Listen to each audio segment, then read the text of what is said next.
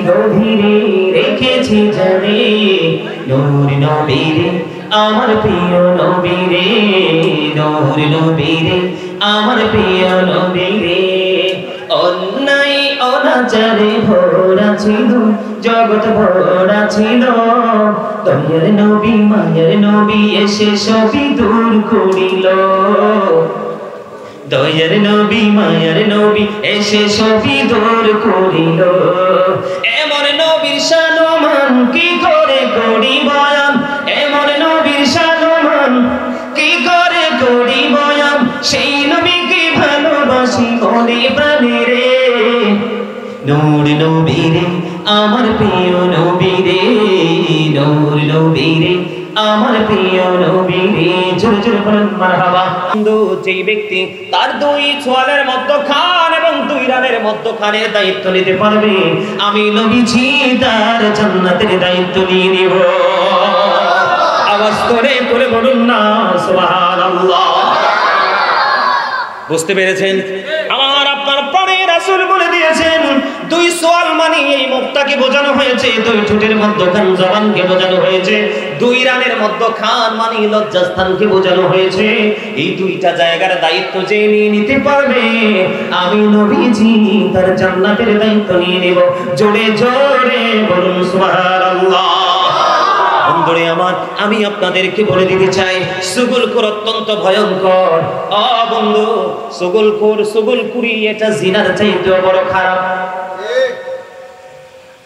কি আর এই সুগুলখুরির মাধ্যমে সমাজের মধ্যে ফিতনা খুনোখুনি মারামারি সৃষ্টি হয় কথা বলেন না কেন ফিতনা তো শব্দ মিনারত সমাজের মধ্যে ফিতনা সৃষ্টি করা হত্যার চেয়ে বড় জঘন্য অপরাধ জোরে জোরে বলুন নাউজুবিল্লাহ এখন কি এটা জবান দ্বারা হয় কি হয় না আর জোরে বলেন হয় কি হয় না আমার নবীজি যখন মেরাজে গেলেন মেরাজে যাওয়ার পরে একটা সম্প্রদায়ের কাছে গেলেন যাওয়ার পরে দেখতে পেলেন তার হাতের নখগুলো অনেক বড় বড় তামার নখ কিসের নখ তামার নখ অনেক বড় বড় তামার নখ বন্ধু এই তামার নখ দিয়ে সে তার মুখমণ্ডল এবং বুকের মধ্যে খামচিয়ে বন্ধু গোস্ত আলাদা করে ফেলতেছে আমার নবী জিবরাইলকে প্রশ্ন করেন ভাই জিবরাইল বলে দাও না এইটা কারা জিবরাইল এবার বন্ধু আমার রাসূলকে জানিয়ে দিলেন জিবরাইল ইয়া রাসূলুল্লাহ ইয়া হাবিবাল্লাহ নবী গো ও প্রাণের নবী তারা দুনিয়ায় মানুষের গোস্ত খেত তার মানে তারা গীবত করত জোরে জোরে বলুন নাউজুবিল্লাহ আর জোরে বলুন নাউজুবিল্লাহ বন্ধুরে আমার এখানেই শুধু ক্ষান্ত নয় হযরত আবু হুরায়রা রাদিয়াল্লাহু তাআলা থেকে হাদিস কানা বর্ণিত আপনার আমার প্রাণের নবীজি তিনি বন্ধু বলে দিয়েছেন কাল হাসরের ময়দানে যারা সুগুলখুরি করেছেন গীবত করেছেন সমাজের মধ্যে হট্টগোল সৃষ্টি করেছেন ঘরে ঘরে শান্তির বার্তাকে পালাতে বাধ্য করেছেন অশান্তি সৃষ্টি করেছেন ওই সমস্ত মানুষগুলোর সামনে যারা গীবত করেছিল তাদেরকে যার গীবত করেছিল তার মৃতদেহটা তার সামনে নিয়ে যাওয়া হবে তাকে বলা হবে তুমি তার গোশত ভক্ষণ করো যেমনি ভাবে তার গোশত জীবিত ভক্ষণ করেছিলে তখন কিন্তু সে বাঁচতে পারবে না খাইতে হবে আল্লাহর অর্ডার বন্ধু সে চিবি গোশত খাবে আর মুখটাকে বেঞ্চাতে থাকবে চিৎকার করতে থাকবে কান্নাকাটি করতে থাকবে আর গোশত খাইতে হবে গোশত খাওয়া ছাড়া বিরত থাকতে পারবে না আমি আপনাদেরকে বলে দিই গীবত অত্যন্ত নোংরা জিনিস আপনি যার বদনাম করবেন যার বিরুদ্ধে সুগুলখুরি করবেন তার পাপগুলো আপনার আমলনামায় আসবে আর যার বদনাম করতেছে না তার আমলনামায় আপনার নেকগুলো ট্রান্সফার হয়ে যাবে জোরে জোরে কোন নাউজুবিল্লাহ আর জোরে বলেন না নাউজুবিল্লাহ বন্ধুরে আমার এটা অত্যন্ত ভয়ঙ্কর জিনিস অত্যন্ত নোংরা জিনিস এটা থেকে আপনাকে আমাকে পরিপূর্ণরূপে বন্ধু বেঁচে থাকতে হবে অত্যন্ত ভয়ঙ্কর জিনিস বন্ধুরে আমার আল্লাহর হাবিব সাহাবায়ে কেরাম সহ নবীজি একটা জায়গায় দাঁড়িয়েছিলেন হঠাৎ করে একটা দুর্গন্ধ আসলো হঠাৎ করে যখন দুর্গন্ধ আসলো সাহাবায়ে কেরাম প্রশ্ন করলেন ইয়া রাসূলুল্লাহ এই যে দুর্গন্ধ আসলো ইয়া রাসূলুল্লাহ এটা কি গো আপনার আমার প্রাণের নবীজি সঙ্গে সঙ্গে জানিয়ে দিলেন এটা হলো ওই ব্যক্তির দুর্গন্ধ যে আরেকজন মুমিনের বদনাম করতেছে গীবত করতেছে জোরে জোরে বলুন না নাউজুবিল্লাহ আর জোরে বলেন না নাউজুবিল্লাহ তার মানে আপনি যখন কারো গীবত করবেন, ও বন্ধু, আপনার থেকে দুর্গন্ধ ছড়াতে থাকবে। আমি আপনাদেরকে বলে দিতে চাই, এই যে গীবত করতেছেন, চুগলখড়ি করতেছেন, এই ঘরের ঝগড়া ওই করে লাগাচ্ছেন, এই বাড়ির ঝগড়া ওই বাড়িতে লাগাচ্ছেন, এই দোকান থেকে ট্রান্সফার করে আরেক দোকানে লাগাচ্ছেন, এই বাড়ির রাস্তার মধ্যে অনেক ডিস্টেন্স মাঝখানে ঝগড়া সৃষ্টি করে দিলেন, এটা আপনি আপনার উপর বড় ধরনের জুলুম করলেন। কি করলেন? জুলুম বুঝেননি? আরো জোরে বলেন না, জুলুম বুঝেননি? বন্ধুরে আমার, করোনা কালে জুলুম নিয়ে ছোট্ট একটা গজল লিখেছিলাম, একটু কি শোনাবো? আরো জোরে বলেন। আমার লেখা, আমার সুর, আমি একটু কি শোনাতে পারি? শুনবেন? জুলুম যারা করলা বন্ধু, হারাইলা দুকুল, জনম জনম কি দিও তোমার হবে না মাসুল। একবার ভেবে দেখো না তোমার কোথায় ঠিকানা, একবার ভেবে দেখো না তোমার কোথায় ঠিকানা, একবার ভেবে দেখো না তোমার কোথায় ঠিকানা। এখনো তো আছে সময়, এখনো তো আছে সময়, বুঝো তোমার ভুল, জনম জনম কি দিও তোমার হবে না মাসুল। বলেন জনম জনম কি দিও তোমার। কথা কি বুঝতে পেরেছেন? আরো জোরে বলেন, আরো জোরে বলেন। আপনার আমার শেষ ঠিকানা কোথায় আমরা সবাই জানি, অত্যন্ত ভয়ঙ্কর বন্ধ। সারা জীবন মানুষের বদনাম আপনি করলেন, নামাজও পড়লেন। আমি আজকে বলে যাই, যিনি গীবত করার অভ্যাস আছে সে কখনোই নামাজি হতে পারে নাই। কারণ সূরা আনকাবুতের মধ্যে আমার আল্লাহ বলেছেন, ইন্নাস সালাতা তানহা আনিল ফাহশাই ওয়াল মুনকার, নামাজ মানুষকে খারাপ কাজ থেকে বাঁচিয়ে রাখে। যেই মানুষটা নামাজ পড়ার পরে সুদ খায়, যেই মানুষটা নামাজ পড়ার পরে মিথ্যা কথা বলে, যেই মানুষটা নামাজ পড়ার পরে পরের হক নষ্ট করে, বিশেষ করে গীবত বলতে বলতে নিজের জীবনের আমলগুলো বিনষ্ট করে দেয়, সে কখনোই নামাজি হতে পারে না। জোরে জোরে বলেন ঠিক না ঠিক? বন্ধুরে আমার, আমি আপনাদেরকে বলে দেই, এই যে গীবত করা, নিজের উপর নিজে জুলুম করা, একটু গভীরভাবে খেয়াল করেন। আল্লাহ রাব্বুল আলামিন বলেছেন সূরা ইউনূসের 44 নম্বর আয়াতে আমার আল্লাহ বলেছেন, ইন্নাল্লাহা লা ইয়াজলিমুন নাসা শাইআন ওয়ালাকিন্নান নাসা আনফুসাহুম ইয়াজলিমুন। আমার আল্লাহ বলেছেন, আল্লাহ বান্দার উপর জুলুম করে না, বান্দা নিজেই নিজের উপর জুলুম করে। যাবেন কই? ইও যাওনের রাস্তা আছে নি চাচা? আছে রাস্তা? আল্লাহ বান্দার উপর কি করে না? অত্যাচার করে না, বান্দা নিজে নিজের উপর অত্যাচার করে। এবার পরেরটা শুনেন, আরো ভয়ঙ্কর। আল্লাহ জানিয়ে দিয়েছেন, আল্লাহু লা ইউহিব্বুজ জালিমিন, যারা অত্যাচারী, জালেম, যারা নিজের উপর নিজে জুলুম করে, আল্লাহ অত্যাচারীকে পছন্দ করে না, ভালোবাসে না। আমার আল্লাহ আরো বলে দিয়েছেন, আমারে জালিমিনা মিন আনসার, জালেমরা যখন বিপদে পড়ে আমার আল্লাহ তাদের জন্য কোনো সাহায্যকারীও রাখে না। হাদিস শরীফ, ছোট্ট একটা হাদিস, আপনারা জানেন কিনা জানি না, শুনেছেন নিশ্চয়। আল্লাহ রাসূল বলেছেন, যেই ব্যক্তি কোনো মানুষের দোষ দুনিয়ায় গোপন রাখবে, আমার আল্লাহ তার দোষ দুনিয়া এবং আখিরাতে গোপন রাখবে। জোরে জোরে বলুন সুবহানাল্লাহ। আজকে থেকে আমরা গীবত করব না ছাড়বো? আরো জোরে বলেন, আরো জোরে বলেন। গীবত ছাড়তে হবে। কারণ হলো বন্ধু, আপনি যদি আমল শূন্য হয়ে যান, আপনার কবর অত্যন্ত ভয়ঙ্কর। আল্লাহর হাবিব বলে দিয়েছেন, কবর রাউজাতুম মিন রিয়াদিল জান্নাতি ওয়া হুফরাতুম মিন হুফারিন নার, কবর জান্নাতের একটা বাগান হবে, জাহান্নামের একটা গর্ত হবে। যদি আপনি গীবত করতে করতে করতে করতে যদি আপনি কবরে যান, অত্যন্ত ভয়ঙ্কর খবর। এই পৃথিবীর বুকে আপনি অসুস্থ হলে হসপিটাল আছে, অভাবে পড়লে কোনো না কোনো মানুষ সাহায্য করার জন্য ছুটে আসে। কথা বলেন না কেন? আরো জোরে বলেন। আসে কি আসে না? কিন্তু ওপারটা এত ভয়ঙ্কর হবে বন্ধু, ওপারটা এত মারাত্মক হবে যে আমি আপনাদেরকে বলে বোঝাতে পারবো না। অত্যন্ত ভয়ঙ্কর আযাব ওই বন্ধু গীবতকারীদের জন্য অপেক্ষা করতেছে। কিন্তু দুঃখজনক হলেও সত্য, ওখানে যতই কষ্ট পান আমার আল্লাহ বলেছেন, লা ইয়ামুতু, মরার কোনো সুযোগ নাই। আল্লাহ বলেছেন, ফিহা ওয়ালা ইয়াহইয়া, বাঁচারও কোনো সুযোগ নেই। আমার আল্লাহ বলে দিয়েছেন, মা হুমান হাবি গায়িবিন, ওখান থেকে পালাবার কোনো সুযোগ নাই। বাঁচতেও পারবো না, মরতেও পারবো না, পালাতেও পারবো না। তাহলে এটা ছাড়বো না কি ধরবো? আরো জোরে বলেন না। বুঝতে পেরেছেন? ওই যে মরা ভাইয়ের গোস্ত খাইতে দেওয়া হবে, খাইতে হবে। লা ইয়ামুতু, মরার সুযোগ নাই। ফিহা ওয়ালা ইয়াহইয়া, বাঁচার সুযোগ নাই। ওমা হুম আনহা বিগাইবিন, ওখান থেকে পালিয়ে যাওয়ার কোনো সুযোগ নাই। আল্লাহ বলেছেন people will not die that day, people will not be able to live that day, people will not be able to escape that day. বাঁচতেও পারবা না, মরতেও পারবা না, সেদিন পালাতেও পারবা না। তোমাদের জন্য খাবার কি বরাদ্দ আছে জানো? ভাইয়েরা আমার, আপনারা জানেন না। ও দিগুলির আমার ভাই, আমার বাবা, আমি আমার মা বোনদেরকে দেখি দেখি বলবো, তুমি তোমার ইচ্ছে মতো পৃথিবীতে খাবার খেতে পারো, যদিও তুমি কন্টিনিউ অপরাধের সাথে যুক্ত, কিন্তু বাটটা হবে অত্যন্ত ভয়ঙ্কর। জাহান্নামীদের জন্য এই যারা গীবত করবে তাদের ঠিকানা হবে জাহান্নাম। আমার আল্লাহ বলে দিয়েছেন তাদের জন্য খাবার। হাদিস শরীফের মধ্যে সে তিনাতুল খাবার। ইয়া রাসূলুল্লাহ, এই তিনাতুল খাবারটা কি? আমার নবীজি বলেছেন আরেকটা জাহান্নামীর নিংড়ানো রক্তপুঞ্জ। ওমা নাউজুবিল্লাহ বলেন না কেন? আরে ভাই, একজন পচে যাবে, লিকুইড হবে, দুর্গন্ধ হয়ে যাবে, কিন্তু সেটা আপনাকে খেতে হবে। ওই যে বললাম না, আল্লাহর কোরআন হাদিস হলে বলতো ফেক, ঠিক কিনা? তো কোরআন তো অস্বীকার করার সুযোগ নেই। আল্লাহ বলেছেন লা ইয়ামুতু, মরার সুযোগ নাই। ফিহা ওয়ালা ইয়াহইয়া, বাঁচার সুযোগ নাই। ওমা হুম আনহা বিগাইবিন, পালাবার সুযোগ নাই। করবেনটা কি? তাহলে আমরা কি করব? গীবত থেকে দূরে। চা দোকানে যত বেশি কম যাবেন আপনার দ্বারা গীবত তত কম হবে। আমার কথা কয় না? আপনাদের এলাকায় কিছু ফাত্রা বউ আছে না? বউ, হাউস ওয়াইফ, গৃহিণী, যার কাজ শুধু রান্না করা। কি করা?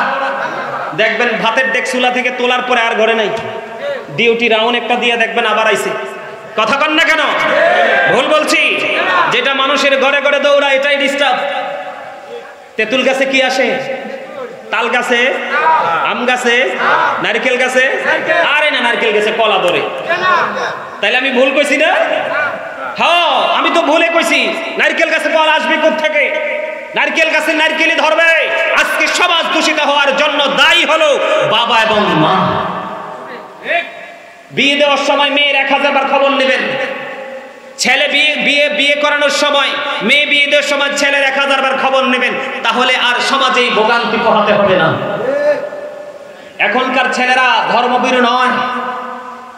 এটা হলো আরেকটা টপিক। গীবত নিয়ে যতটুকু বোঝার আশা করি বুঝে গেছেন। আর বেশি বললে ভুলে যাবেন। এবার আসেন, বর্তমান সমাজ দিয়ে আরেকটা আলোচনা করতে চাই, করব। আপনার কাছে থাকার কথা কোরআন, আপনার কাছে আছে মোবাইল। কথা বলেন না কেন? ছোট্ট ছোট্ট টপিকস। এখনকার ছেলেরা আল্লাহ রাসূলের প্রেমে মগ্ন না, গান বাদ্যযন্ত্র নিয়ে পাগল। কথা বলেন না কেন? সেটার জন্য দায়ী হলো বাবা মা।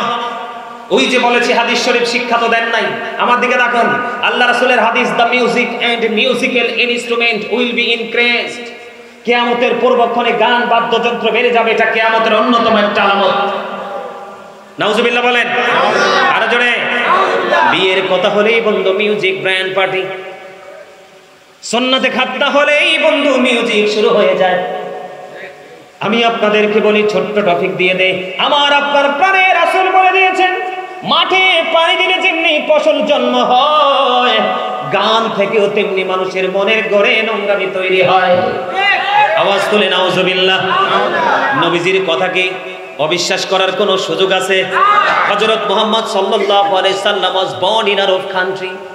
His father's name was Abdullah. His mother's name was Jamila. His father had died before he was born. He lost his mother in his childhood. He was very truthful. ইহুদি নাসারারা পর্যন্ত বলেছেন he was very truthful. আপনার আমার প্রাণের নবীজি ছিলেন শ্রেষ্ঠ সত্যবাদী। আওয়াজ তুলে তুলে বলুন না সুবহানাল্লাহ। আর জোরে বলুন সুবহানাল্লাহ। আমার নবীজি বলেছেন গানের আসরে যাওয়া পাপী লোকের কাজ। কান দিয়ে মন দিয়ে গান শোনা ফাসিকদের কাজ। গান শোনার পরে বলো ফ্যান্টাস্টিক, আছে না নাই? বিশেষ করে আমার চাচার মতো বয়সীরা বলে না, আমার দাদার মতো বয়সীরা বলে না, এখনকার যুগের সব ছেলেরাও বলে না, কিছু কিছু ছেলেরা বলে।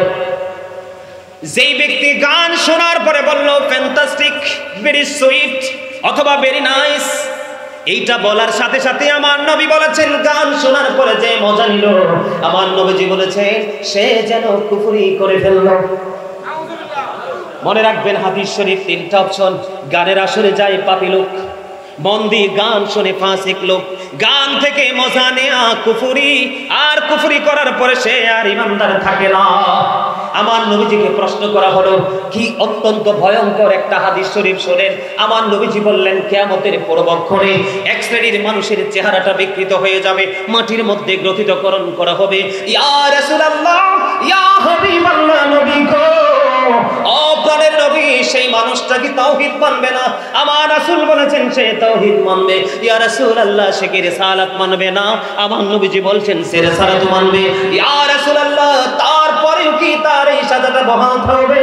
আমার নবীজি বলেছেন শুধু তাই নয়, আমার নবীজি বলেছেন ইয়াসুমুন ওয়া ইয়াহুজ্জুন ওয়া ইউসাল্লুন, তারা নামাজ পড়বে, তারা হজ করবে, তারা রোজাও রাখবে, তারা আল্লাহও মানবে, তারা রাসূলও মানবে। ইয়া রাসূলুল্লাহ, তারপরেও কি তাদের এই সাজাটা বহাল থাকবে?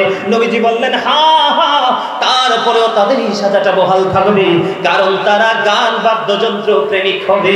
জোরে জোরে নাউজুবিল্লাহ, গান বাদ্যযন্ত্রের প্রেমিক হবে এবং মদের আসরও সাথে বসাবে।